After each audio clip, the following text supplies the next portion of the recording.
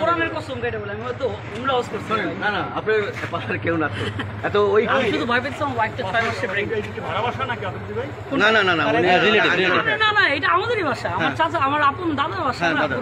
ওইটাই দাদার বাসায় আসছি আমি কবর জিয়ারত করব হ্যাঁ হ্যাঁ ঠিক আছে যে আব্বা এই অবস্থা যে কবর জিয়ারত করি না ওইটা আমরা সবই জানি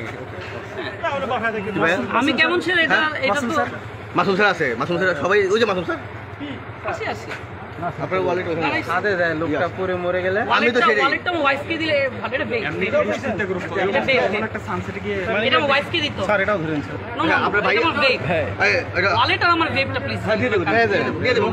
আপনার ভাই দিয়ে দেবো এটা নাও একটু আগে দেখো ভাইয়া এদিকে আসো কে আছে নিয়ে যাক এই পার এটা নাও এদিকে আসো বুঝাই দিতে হবে যথেষ্ট ভিডিও সব বুঝাই দেবেন এই স্যার এটা উল্টা যায় ওটা আমি সুন্দর করে বলতেছি হ্যাঁ আমি বিদায় নিয়ে যাই না ও স্যারের জাগান গাই জাগান একটু হ্যারিজ হয়ে গেছে আপনি তো বুঝেন এগুলো আমি ডিবিতে যাচ্ছি না আমরা কোথায় যাচ্ছি ডিবিতে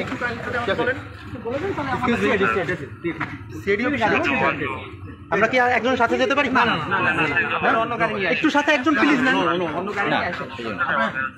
ওখানে কি আছে একজন আছে আর ভাইয়ের নামটা একটু কাইন্ডলি যদি বলতেন